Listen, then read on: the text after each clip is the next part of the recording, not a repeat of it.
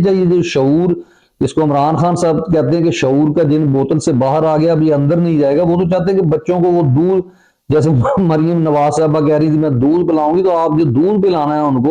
उन बच्चों को भी तालीम दे दें। ठीक है, तो इसलिए आपने बच्चों को तालीम के जेवर से आरास्ता करना है, और बच्चे के जहन में डालें बेटा आपने जो भी करना है, आपने एटलीस्ट ग्रेजुएट मास्टर डिग्री जो है लाजमन करनी है,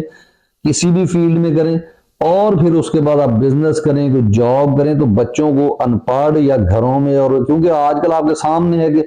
ऐसे ऐसे फितने हैं, ऐसी ऐसी चीजें हैं, मोबाइल हैं, जो कि बच्चों को, और दूसरा, हाँ जी ये बहुत पॉइंट मैंने करना था, मेरे जेहन में से स्किप हो रहा था,